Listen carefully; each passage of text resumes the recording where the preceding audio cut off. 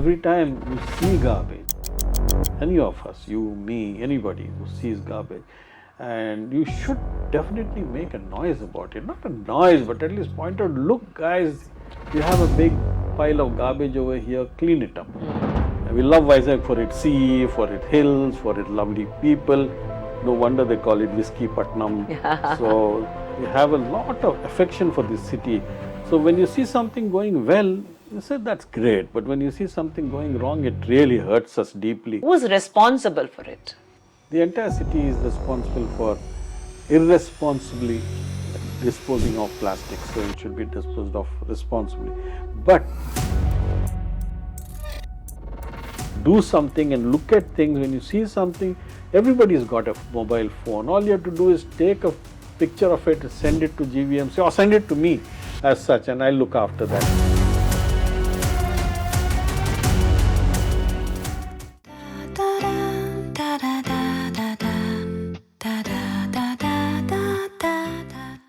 Hello, I am Meenamma. I'm a storyteller and a trainer, and I wish to share my chats with inspirational people around me on varied topics of global interest, with the hope that my audience may design a better life from these episodes. Each talk is a journey inwards. Come travel with me today to meet an extraordinary human being. But do watch the episode till the end and subscribe to Meet Meenamma on YouTube, Instagram, and other handles. I will be putting out short clips and exciting reels on these episodes for you to get value and insights in lesser time. Have Vizagites ever noticed how certain issues get highlighted in social networks? A clarion call is sounded when our culture and heritage are being attacked. Corrections are carried out in the city's landscape. A littered public space just gets cleaner overnight. Largely, all this is thanks to one gentleman, SOHAN Hatangadi, a social activist, freelance writer, and a social media campaigner. SOHAN communicates the urgency of environmental issues, encouraging communities and stakeholders to act. His collaborative approach ensures solutions are practical and inclusive, aligning with diverse societal needs. He emphasizes integrating environmental considerations into economic and developmental plans. Recognizing the role of business in shaping the future, Sohan likes to sensitize young potential business leaders to the environmental impact of their decisions. Mr. Hattangadi has engaged with local administrations, city groups, advocacy groups to address environmental challenges. He engages with subjects such as waste management, air and water quality improvement, and eco-friendly urban practices. After fulfilling corporate careers, he transitioned into a mentor and an advocate, a special role focusing on the intersection of environmental stewardship and community well-being. He is the president of the Greater Visakhapatnam Citizens Forum, an advocacy group that champions for Vizag's sustainable development. Rooted in the love for Vizag's natural and cultural heritage, Sohan and his wife Jayashree, a heritage narrator whom you met before, have championed initiatives to preserve the city's heritage, identity for future generations. Ladies and gentlemen, yes, you got it right. In the studio with me is the man with the jocular bone, the man who gives us the news every day. Welcome to Visakhapatnam's own champion and social reformer, SOHAN Hatangadi. Hi, SOHAN. How are you feeling today? I'm feeling good, and thank you, Meenakshi, for that incredible introduction. Thank you very much indeed. SOHAN, all of us had in different roles in life, but you today are in a very, very special, beautiful stage of your life. I know you for many, many years, and you're the man who saw yourself in different roles in the corporate life. But today, if anybody asks me who is SOHAN Hatangadi, it's not just me. All your fans will say you are a social reformist. What inspired you to become that? the social reformist label perhaps is not appropriate because I'm not doing any great reform as such. I'm more, I call myself a social worker, a social champion, social activist. But the reform part of it is something which takes many, many years and a large type of activity. As an individual, I'm a concerned citizen, and therefore I focus on things that can be done on a daily basis but which can make a big difference. Sometimes it makes a huge difference, sometimes it makes little differences, but that's my objective at the moment. So, when do you call yourself the true Aam Aadmi? When we read what you write or when you know what you advocate for, we realize that you're actually making us feel conscious about something that we do not understand is our duty. So, what does citizenship to the world city mean to you? And what do you think is the role of a good citizen? A good citizen must be always aware of what is around him or her. We are having so many things taking place on a daily basis. First of all, you have to read the news, you have to watch local television, you have to interact with people. You should understand what is happening and what could be the impact of what is happening today, 5 years from now, 10 years from now. Old guys like me, our horizon is around 10 years or so. But for younger people, the horizon is larger, it's longer, it's 10 years, 15 years, 20 years, a whole life is ahead of them. So you think of it like a stewardship. What could happen in the future?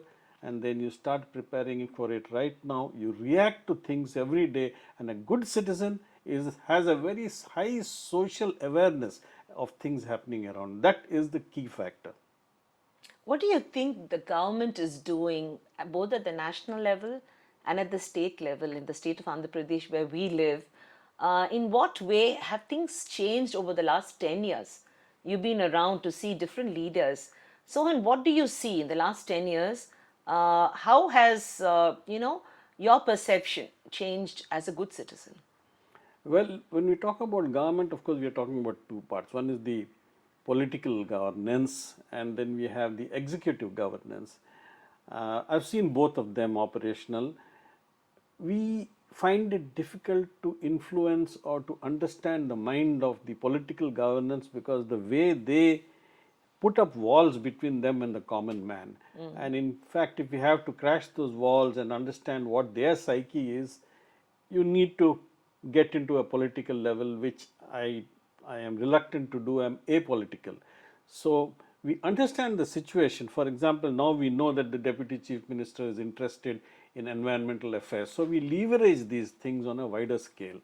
As far as the administrative, executive people, the executive folks in the government are there, like you talk about, say, collector or deputy collector or commissioner, people who actually, make things work in the city, they execute things in the city. There, I try to make bridges with them, connect with them, and some of them are fantastic. They react well, they understand the issues. So everybody can't do anything about it. They say that we understand you, Sohan, what you're trying to do, and we agree with you, but we always can't make a difference. It will take time because we are dealing with a political situation, so it takes time. But that's how I go about it. I treat governance as two parts and try to get a link between the political governance and the executive governance. When did it all start for you? Now, I remember you all used to have a store, a shop, a refrigeration store, and then you started this amazing restaurant known as Pink Elephant. I remember when we were in school and early days of college, it used to be the happening place. So you went into being a hotelier, and you've tested the waters in different fields. After everything, when did you find this quality in you that made you sit up and say that no, it's time for me to talk the language for my city? So it was not really, something which a sudden flash of light or a moment of epiphany. It was not like that. It came into my system gradually. But I feel that I always was interested in things going right. Ah. As you pointed out, we were I was in refrigeration, air conditioning, and I made a career out of refrigeration and air conditioning. Pink Elephant, I started the bar and restaurant, and it was one of the first of that type where we would make local ice creams. The liquor was well priced. We would always go full, and lot of management was required for every one of them. For refrigeration, air conditioning, you had to marry management skills with technical skills and a huge amount of people skills to get it going, because so many people were working over there. And Pink Elephant, it was long hours, sometimes irate customers, sometimes a cook doesn't turn up for work. So there are a lot of things, unexpected things that needed to be managed. And all of these are challenges, and these challenges had to be met. So that equipped me to handle a certain world of challenges, and that was before I even got into my corporate sector, where the ball game was totally different as such. But there was not one moment, it was there slowly. I remember even as a youngster doing a lot of social activities. For example, in Lambasingi, when there was no medical help, we managed to gather medical supplies from all the medical shops which were nearing expiry date but had not expired, which still had a year or so to go. And then we all carried it there, took a doctor with us to Lambasingi, and attended to hundreds and hundreds of tribal people over there, children, senior people, women, pregnant women, lactating mothers. So it was a big effort. So I always had this thing is, let's do something more than what you think you can do. Expand the horizon a bit, do a little more. That sort of a feeling was there, and I never looked at it as something glamorous. Hey, main kuch bada kaam kar raha hu, nothing like that. It just felt like the right thing to do. Felt good to do. Yeah, and it felt like the right thing to do. Ah, okay. But you also have an overseas stint. You went across the oceans and worked outside, and your corporate life took you to other countries. Right. Then you came back to Vizag. When you came back to Vizag, it was a few years later, isn't it? What was Vizag? See, for us, Vizag is a old sleepy fishing hamlet. It's home. When you came back, were you able to appreciate Vizag, or were you able to distinctly see what we were lacking in the system? Yes, I left Vizag in 1983, and I returned in 2005 and 2007. I went out between 2005 and 2007, and I was back in 2007. So I was away for 25 years or so. In between, I would come and see Vizag, the growth or lack of growth as such. So Vizag, strikes an emotional chord. We just all love Vizag. We love Vizag for its sea, for its hills, for its lovely people. No wonder they call it Whiskey Patnam. So we have a lot of affection for this city. So when you see something going well, you say that's great. But when you see something going wrong, it really hurts us deeply as such. So when I came back to Vizag, that was in 2005. And the first thing I noticed, that was when all these optic fiber cables were being put underground. So everywhere it was dug up. Plastics was rampant. Every shop was using plastic sachets, water sachets, milk sachets, all types of products in plastic, and all of them would blow in the wind and land up in these trenches which were made with these huge cable rolls coming out of it, and left like that incomplete. And who were doing these cable rolls? It was corporates who were doing it. Correct. BSNL also to some extent, but optic fiber cables were being done by the corporate sector. They had no fixed timeline, so everything would be left like that. So that was terrible, and it was dangerous because you had these big trenches on both sides of the road, and sometimes the road would become very narrow, and people couldn't walk. You could fall into those trenches. Vehicles could fall into those trenches, and it used to happen all the time. Fortunately, no serious problem was there as far as deaths and things like that, but a lot of injuries were there. Vehicular traffic was very badly affected at that time. So this is one thing that really worried me, the plastics issue and these unfinished roads issues. See, I still remember, I don't know which year it was in, but we had that Pradakshinam for the Simachalam temple. And there used to be people polluting the place with those Majika packets or plastic covers. Right. And I remember Sohan's voice at that time. Tell us, Sohan, about, because there was a sea change when you stood up and spoke. All of us were mute spectators condemning the government. Many of us are guilty of this. We find fault so easily. But you did not do that. You stood up and shouted. And you did it so many times that the government finally listened to you. And the good IAS officer who was there as a collector that year, I remember he appreciated the efforts of one man. Tell us that story. I still remember this so clearly. Giri Pradakshina, of course, by the name it connotes you go around the Simachalam hill, Hill. some 32 kilometers or so you walk around the hill. Earlier days it must have been a small ritualistic thing to do with maybe 100 or 200 people walking around the hill. But then it, like everything, it becomes a fad, and then there is a spiritual overreaction, and then that hundreds became into thousands, became into lakhs, and eventually we had something like 2-3 lakhs of people walking around the Simachalam hill. So you can imagine when you have overcrowding what can happen. And then somehow the government felt, the Simachalam Devasthanam, the GVMC, and a lot of well-meaning social bodies felt that these poor people are walking around the hill, they're walking for many hours, they will get dehydrated, they will have body pains, we should give them water. And so they started giving them water sachets. Now water sachets used to cost just 1 rupee or 1 rupee 25 paisa a packet. So huge numbers of water sachets were purchased by GVMC, by social bodies, by the Simachalam Devasthanam. At one time, purchase of water sachets went up to 40 lakh sachets. Oh my God, just for this one event. Yes, so that is, you're talking of 4 million sachets of water, and the entire route was bite off the tip of the water sachet, drink the water and throw it. You were ankle deep in plastics throughout the route. So looking at this, it struck me that one is that why have water sachets when all our lives we've been managing without water sachets? Why can't we manage without water sachets now? You could use reusable water bottles. People could help social bodies instead of giving away water sachets. They could probably give taps and give glasses of water. And so we started a small campaign, but it was very fortunately one thing happened, one triggering point as such. I was at a meeting with the commissioner, his name was Lakshmi Shah, very nice young man, very active, very reactive in everything. So we had a small meeting and I was just walking out, and then I told him, Mr. Lakshmi Shah, are you aware that Giri Pradakshina is 7 or 8 days away?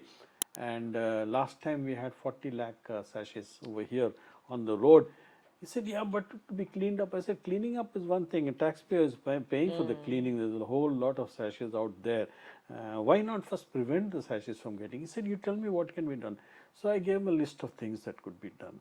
That is, have water tankers with manifolds so people can drink water from the tankers themselves. Ask all the social bodies, the Resident Welfare Association, pit stops, and that was done. And it was an amazing success. That particular year, I think it was 3 years before this, and not one sachet. I think it was 2022. 2022, yes.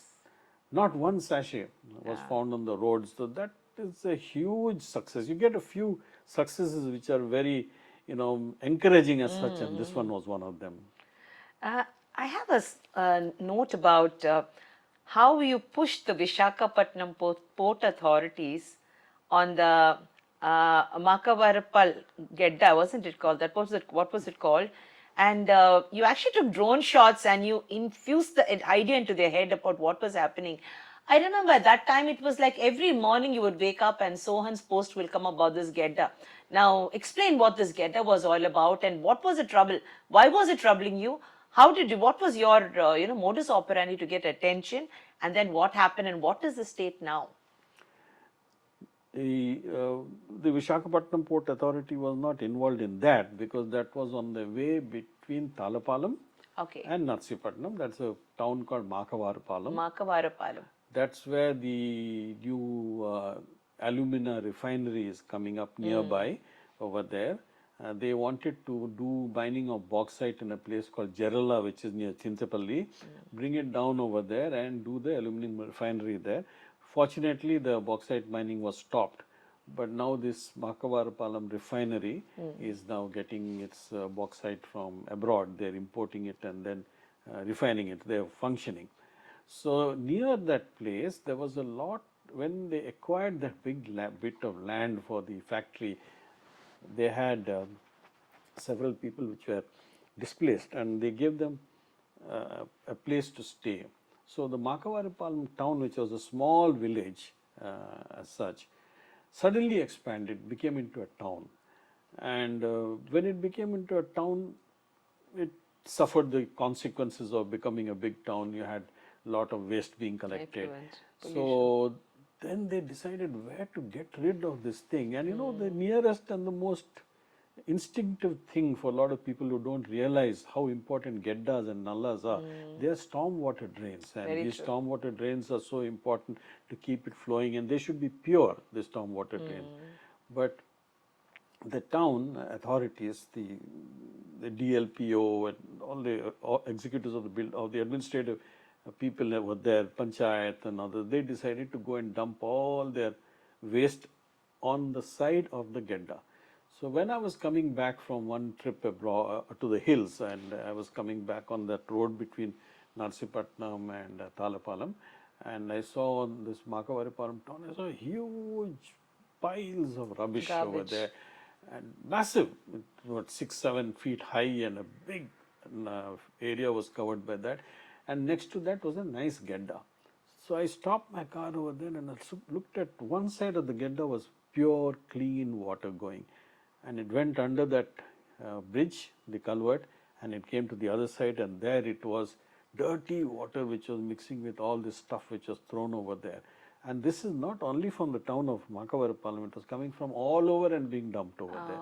You could see trailers coming and dumping there. So it struck me that the first thing to do is not allow any dumping here. Who do I talk to? I didn't know at that time who to talk to. I took my drone, I flew it over that gedda. I flew it from the place where the gedda is clean across the bridge to the other side, and then I held my handheld phone and I took a picture from the video of the side which was dirty and the side which was clean, and my voiceover said that this is the huge difference that is coming on either side of The journey bridge. of that gedda. So something has to be done about this. Fortunately, I made 4 YouTube videos. Every time I went back over there to check whether anything was done, I wrote to the collector. That time there was no Anakapalli district, so before it became that Vizag collector, I wrote to other officials, the panchayat officials around Makavaripalam. And one fine day I was surprised. He said that yes, we are doing something about it. I got a phone call from Makavaripalam itself, some government official, I don't know, remember her name, it was a lady. We are doing something, but this is legacy waste, she said. I said, legacy waste or not, now it is What your is legacy waste? Legacy waste is a term that they use for something which has been there for a long time, and it's not their headache. So the assault has been for so many years. So many years, they call it legacy waste. I thought the term was nice, but I asked her, could please get rid of this legacy. And then finally they managed to remove all the garbage. Not only that, they put up a nice little park over there, planted trees. And every time I go that way, I look at it and say, wow, this is some big, a good thing that has happened. You know, Sohan, you and your wife Jayashree are amazing. Whether it is an intact event, or it's a heritage issue, or if it's a beach issue, there's pollution on the beach, or it's a tribal issue, or a building, or anything that needs citizens to sit up, you've always been there and handheld the government. What do you think? Who do you think is the stakeholder finally? Whose duty is it? Now, if there's something happening wrong in a city, maybe the sanitation is going wrong, finally, who's the stakeholder? I mean, who is responsible for it?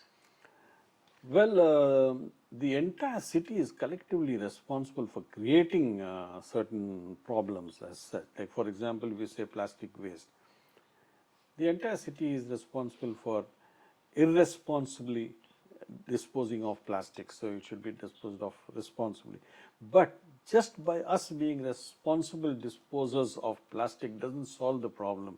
What would happen is that we dispose it off very well, but then where does it go from there? So that is when you have the government to be involved as such. So I think stakeholders, everybody is responsible. It's the only thing, do you recognize that you have a problem? sometimes you don't recognize. I went once to a party at one of the big clubs over here, the best, most well-known club in Visakhapatnam, and there was a reception of some sort, and everybody was given plastic glasses, I think, of some juice. And I saw people who were dressed well, who were wearing suits, and who were wearing shoes. They drank it and then they just released the glass in midair as if it would just stay there. Disappear. But it just fell there and it would splash and then would gather all the plastics over there. I felt that somehow people are not taking real care of their ecosystem, their environment as such, and that people need to know. That's when I immediately wrote an article about plastics. So I took a neighbor, I went down to the shop and said, identify all the types of plastics that you see on the shelf. Which ones can be recycled, which cannot be recycled. Those which could not be recycled are all those ones with the foil, aluminium shining things, they can't be recycled and they stay around for 800 years or 1000 years long after we are gone. So plastic was a major issue. So these things, seeing this happening, and I noticed that stakeholders, people who should be caring, were not caring. But now, thanks to a lot of things happening, I say not only because of SOHAN Hatangadi, but because of the whole involvement of the government, of local civil bodies, of the magazines, of the media, the social media, everybody has contributed and everybody is getting now a feeling of stewardship. That is, you have the earth given to us in this form, give it back in that form to the next generation, clean it up if you can. So I think it's just a matter of time before it spreads more and more and more. And we are there, long-term people over here who have been at it for many, many years to make people aware of what they're doing and to make sure that they're aware that they should keep the earth cleaner than they found it. So, and what is a typical day in Sohan Hatangadi and Jayashree Hattangadi's life? What happens? I mean, because, you know, you have such a funny bone in your body and you actually make us laugh at some issues. After that, we realize that the laugh is on us. Actually, you're trying to tell us something. It's a beautiful modus operandi. The way you inform people, I think today I saw something about the cow, the bovine ambassador of the municipality. All the cows are eating up all the plastics, and some of them are, you know, high polythene plastics, and the carbon footprint in their stomach. It was so funny. Then you realize that, you know, you're trying to tell us something. Where does this come from, and what is a typical day like? A typical day, let's start with that. A typical day is like we wake up a little early, around 6ish we are up and about, and the first thing is the newspapers. We get 4 newspapers with a cup of coffee. We go through the newspaper carefully. Of course, page 3 is important because it gives the local news, and we are more interested, other than, you know, Ukraine and other stuff. We turn about what our good friend Trump is doing. Then we come to page 3 and we see what's happening in Vizag. Collector says this, the commissioner says that, and then the tourism department says this. There typically the usual suspects are there, a few of them that are always in the papers at that time. We look at that, and if there is something funny in that story, for example, recently we heard that the Minister of Tourism is going to Germany to see Buddhist. Brazil. Was it Brazil? No. Oh, Germany. Okay. We went to Germany to see the sites for how to handle Buddhist tourism. So certain things are obviously funny. They strike a chord over there and say, why would you do that? So the funny part of it, the funny bone part of it, I sometimes, you know, I just feel compelled to make a comment. I don't think, in fact, I don't make, it's not difficult for me to make a comment. I have to stop saying things that I would love to say. And many times I get scolded by my better half saying that, why do you go and make a joke at a serious time? I can't help it. Like, you know, if it's open to being funny, then I would rather be funny than be serious. And sometimes I put my foot in my mouth also, and I make a mistake about being funny about something which I shouldn't have done that, or people take affront to it. But then, if you're cool with it, then, you know, it's okay as such. You know, the story of a city has many faces. And I think the most beautiful face is sanitation, or the beauty of landscape, the preservation of antiquity. I think you've got your finger in all these pies, and we have the Indian Sanitation Coalition that started the. I think it was the Swachh Bharat movement. As soon as Modi ji came in for his term, the Swachh Bharat movement, the mission, hit us in a big way, and many people in our city became Swachh Bharat ambassadors. I remember Civic Ex Sonora became a big deal. The residential associations came up. Do you think all this has helped our city per se? There are a lot of people who say that they're ambassadors. What is the role of these ambassadors? I don't see many of these ambassadors doing anything except announcing themselves as ambassadors. So, what do you think that actually the role should be when there's a mission like this and we're a smart city? Every year the rank is changing. That doesn't matter. Apart from a handful of municipal ladies, women who are really sweeping and keeping the beach clean, what is the role of all these so-called ambassadors in our city?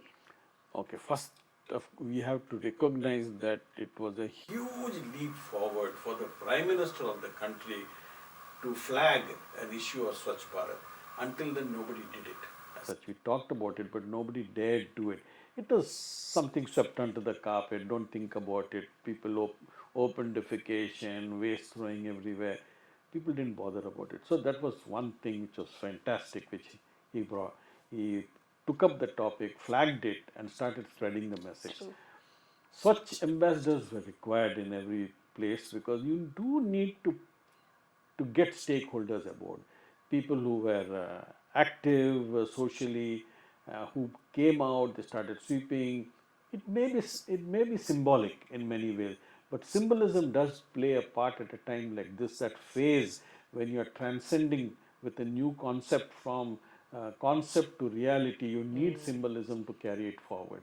And so that was a good thing to have such ambassadors. I think right now we have passed that particular stage of symbolism. Right now we have to start thinking in terms of actually doing. Symbolism is cleaning one street, one park, things like that is different. Having said that, I must say that of all the places I do visit and look around, I say Vizag is one of the cleanest of places. Seriously? Yes, it is clean. You don't see, like when I came and I live in Panduranga Temple Road and across Officers Club. There was garbage 10 feet high next to the Officers Club. And I remember saying that why do we need to have so much garbage? Something has to be done about it. Then there was a gentleman, I mean, everybody knows him, Rafi is there. He was a contractor for GVMC. And he came around to all the households on Panduranga Temple Road and said, I'll clean up your garbage and garbage around over here. Pay me so much per month. Wonderful. I pushed him to go to every house. I phoned up every house, including my neighbors and everybody, and said, encourage this guy. Then Officers Club garbage was coming, every PET bottle of water, every beer bottle, every plastic sachet would come out from their kitchen, from their store, and be thrown next to the gate on the road. So it was a high mound of garbage as such. They cleaned it up. I said, all you have to pay, yours is a commercial establishment, pay 500 rupees a month and they will keep it clean. And Rafi and his group were very happy, they were happy, the road started getting clean. But the point is, every time you see garbage, any of us, you, me, anybody who sees garbage, and you should definitely make a noise about it. Not a noise, but at least point out, look guys, you have a big pile of garbage over here, clean it up. There is a big backstory to all this, which on another occasion perhaps you can cover, but the story is, where does the plastics come from, how do you collect it, and then where does it eventually go to? And so the problem is not only collection and where does it go to for recycling, but why should it come at all into the city? So people would say that, show us an alternative, then maybe we won't bring this. But I say that alternative will be found by the user. You don't be soft on alternatives. Be tough on alternatives. Say that you figure out your alternative, but you can't do this. Like, somebody will say that they are clamping down on ganja, and you say that, you stop the ganja. You don't say that, oh, but give me an alternative for ganja. You don't do that. So it doesn't work that way. You stop it, and people will find a way out. So Swachh Bharat was important. The Swachh Bharat teams did their job quite well. They spread the message. The GVMC has been a success for them. We go down 3 to 9 or 4 or 6 or something in the Swachh Bharat scale. The Swachh Bharat scale is a little more complex than normal. It's not just cleanliness, so many other things are involved. But the point is this, that it for those who come to Vizag, they always say that Vizag is a clean city, man. Because if you see their city, I went to Nagpur recently. I was shocked at how dirty it is. So I I find that perhaps it was the right thing to do. Oh, this fecal sludge. I often see fecal sludge. See, there is no particular drainage system that is already done and in place. I think we're still very much backward when it comes to this in Vishakhapatnam and many urban areas. So, all there is so many people every day. There are new people players coming into the system, and there is obviously a larger load of fecal material. And you have these, toilets that are either the paid toilets or the group toilets, the slum toilets that have been very beautifully done, part of Swachh Bharat. School toilets were made for, especially for girls' schools. All this is beautiful. But what is the life cycle? It's buy, operate, and then after that treat. Where did this go for a treat? What happens? What's the life cycle of that fecal matter? Some places, I was reading about this place, I think it's Kalimpong, where was it? The Kampala. Kampala, they had the same problem. You must know in the case of Kampala. And they did not know what to do with their fecal sludge, and then put them into boxes and they left them outside the slums. And then they used to take them and get them treated and then put them into the Soil. forest or the soil for irrigation. After you made sure that it was so something like this. Do you think we are overdue this? Because I think this is going to be a big issue. Everything goes Yeah. into the sea. Well, it's story is big, but I'll put it this way: that you have because Vizag is a coastal town, a lot of our waste does get into the sea. The last point first, it does get into the sea, and it has a terrible impact on our coast. On marine life, it has a terrible impact. Fecal matter deteriorates very fast, and of course, it can be converted. But if you remove the odor part of it, it's not so bad. The odor and bacteria part of it goes away, it's not so bad. There are a lot of organisms that actually work on that and neutralize fecal matter. So yes, it can be neutralized, and that's what you told as the Kampala example, where the fecal matter is neutralized and then it is used as a fertilizer, which has been going on for years. And you can, if an animal fecal matter can be used as fertilizer, human can also be used as a fertilizer, human matter also. So then there are different types of waste which is coming. One of the biggest problems that Vizag faces now is the problem of geddas and nallas, the famous storm water drains, which someone down the line forgot that they are storm water drains, went for rainwater, and they started connecting up all their waste pipes into the storm water drains. So obviously that was untreated. Now the situation is where you are treating uh, part of the fecal matter which is going to the STPs, Yeah. those big plants that are there which handle which handle all types of waste as Waste. such. But all the homes are not connected, and the size of those pipes that take this matter are also not adequate because it was made 15 years back, 10 years back. So probably you need to get them done again. Thirdly, there is the issue of contamination of stormwater drains with drain water, with dirty water. Combination. Yeah. So stormwater drain and the STPs, the sewage treatment plants can handle any amount as long as they are not contaminated with Fecal fecal matter. matter. So if there's a lot of contamination of fecal matter, it doesn't work. Vizag is woefully short of STPs. We handle only about 60% of the load of Vizag, and you need a huge amount of money. Now, what you need the money for is that you have all this fecal matter connecting. They all have all this sewage, dirty Sewage, water, yes. sewage connecting. And Vizag is lucky that we are on a slope and one side is the sea, and these STPs are being built everywhere. So if a drain comes here and a drain comes here, and you have one STP plant in the middle between this drain and this drain, then you have to bring this to this STP, you have to bring this to this STP.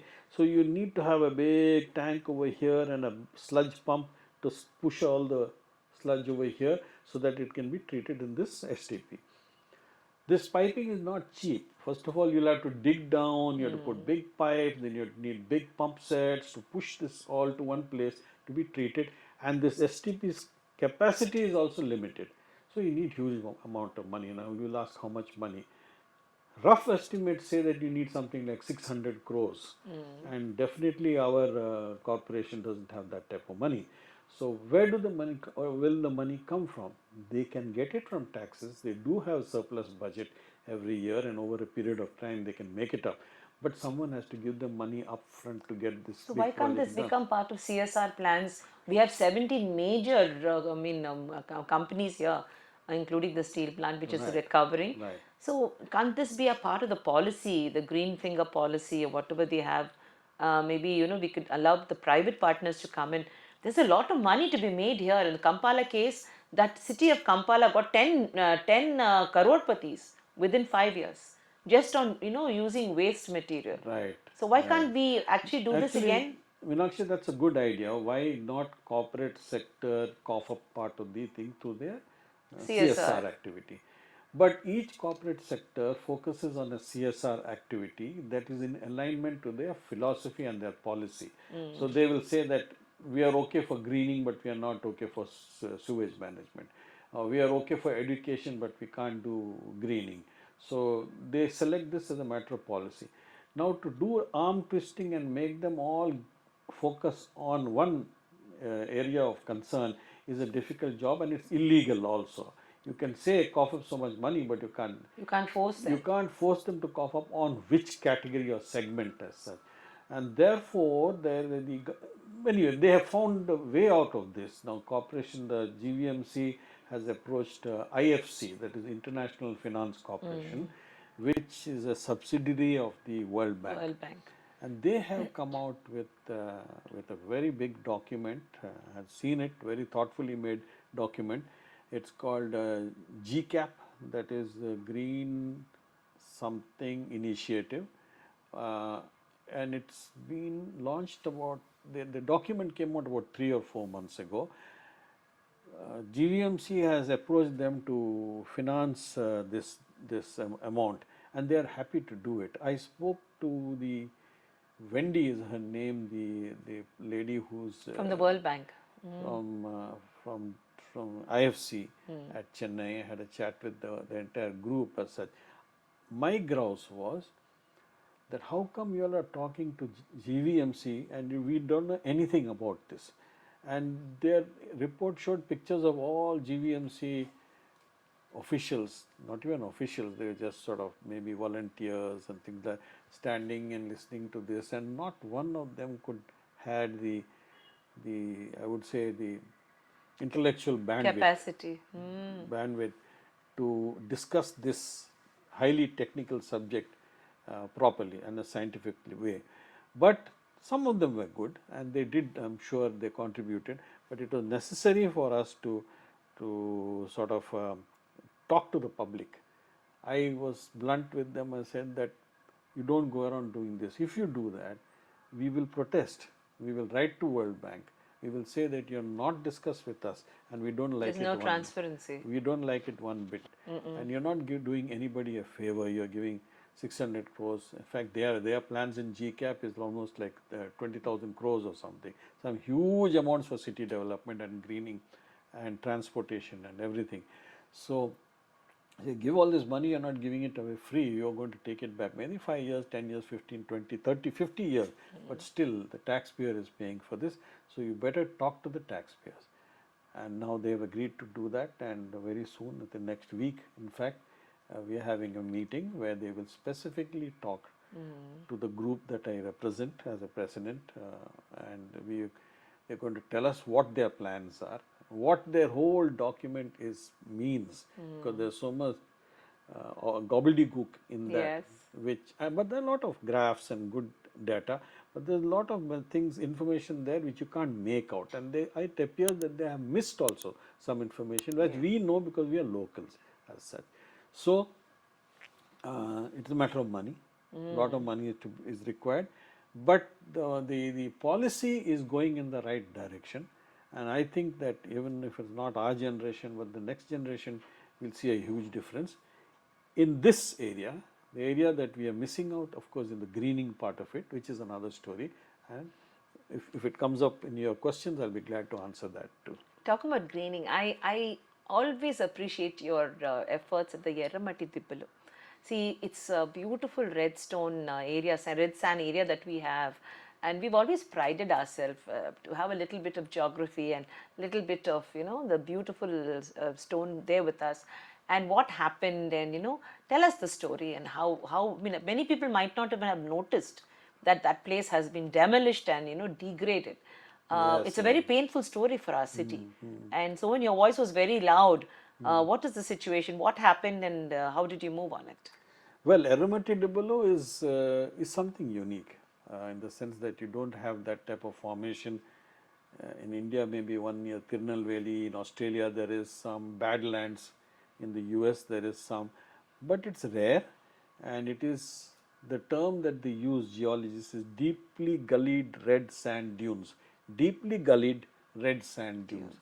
So this is millions of years old, and to keep it short, and during the ice ages, that the sea level drops when everything gets into the polar regions where it forms ice caps. it sucks up the water, and the water level drops, and then when the ice age is over, and between ice ages you have the sea level going up, and then sometimes it's 200-300 feet height difference is there. So that area of Vizag and most of the coast of it did get that much difference in sea level, and when the sea withdrew slowly, it left this as when water flows through mud, a certain type of mud, it makes ravines through it, and the rest of it is left like that as mounds. As a vestige. Yes, so it's old.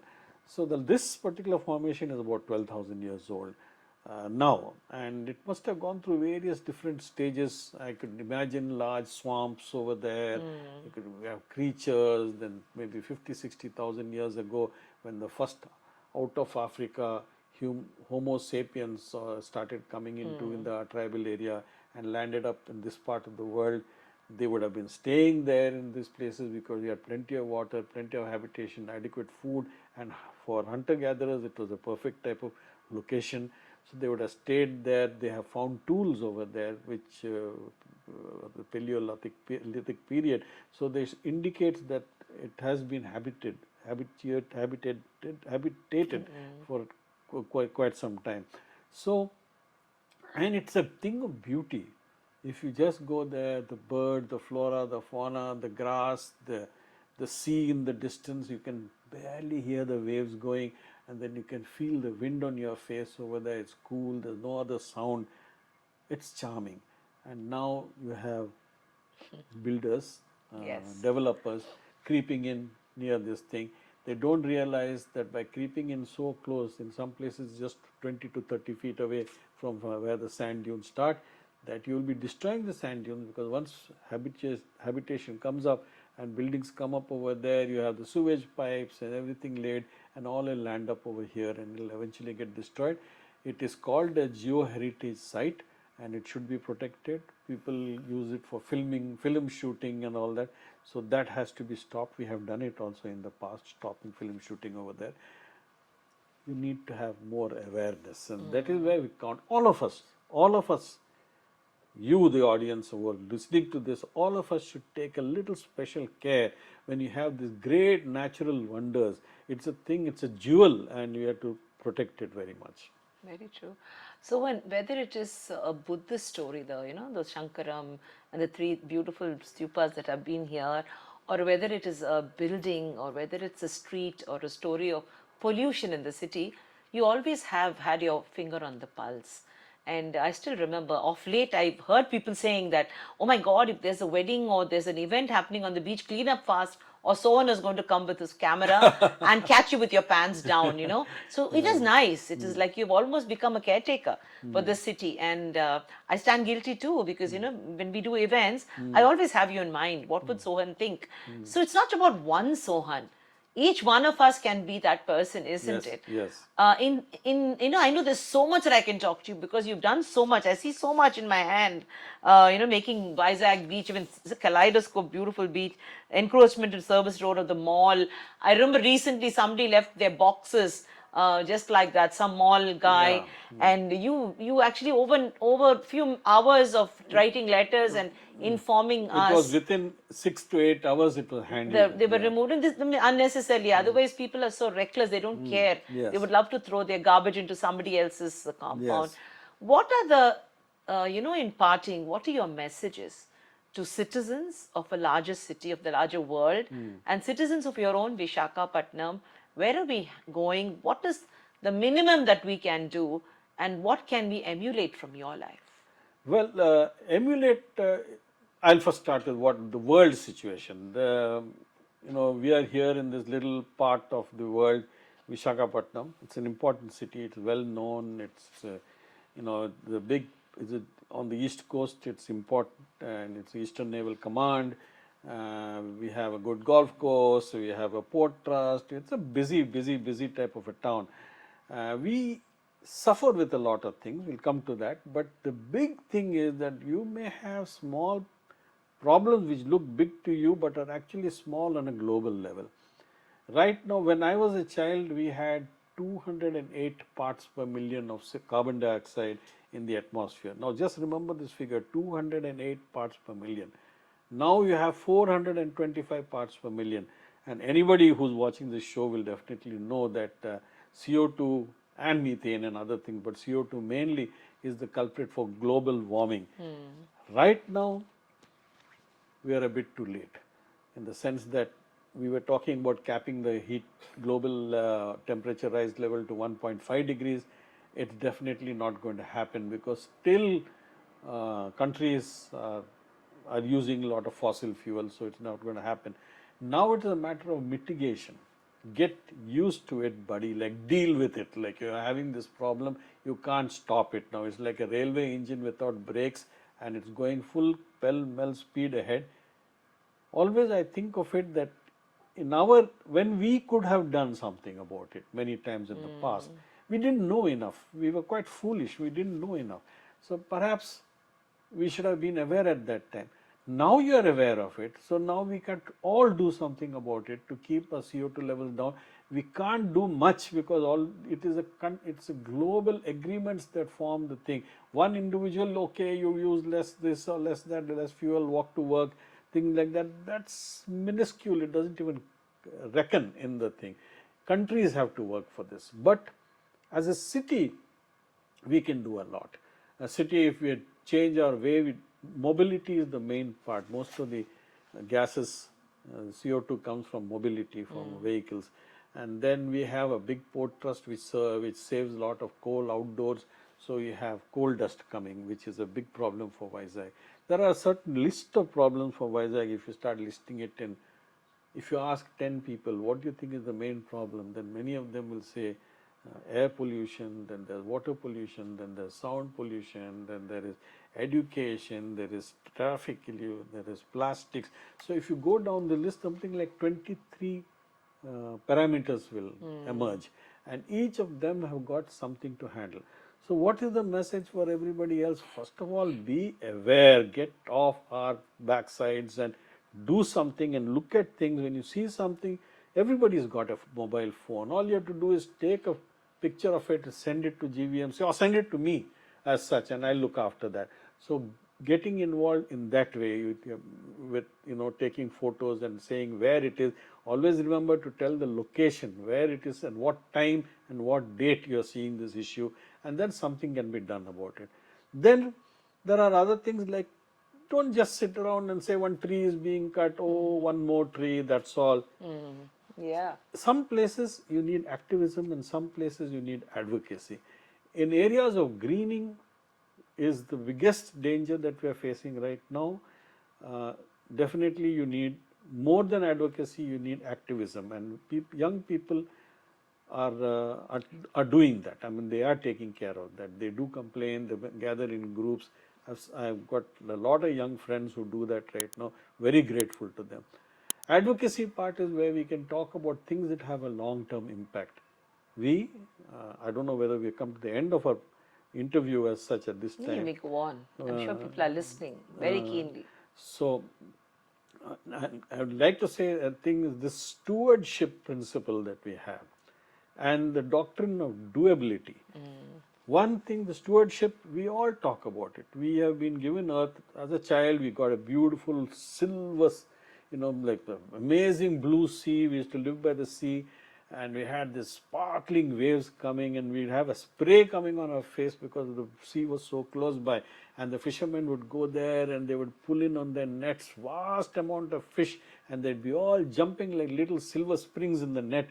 So, and it was plentiful, everything was plentiful, and then we go and screw it up, in the sense that the population part, the demand part is one thing, but even the availability has declined tremendously. So we have issues in the sea. Because we are a coastal town, we must talk about that. We have issues like ghost gear. Oh. You have a thing called ghost gear. They used to call it ghost nets, but now they call it ghost gear. Ghost gear is when you have gear which is left into the sea, large nets which got snagged somewhere, and they cut it off from the thing, which floats around, trapping turtles and air-breathing creatures, and the marine creatures, and then you have many creatures dying over there. And then you have all this stuff from the industries going down to the sea and then contaminating the sea. So we have, the sea creatures.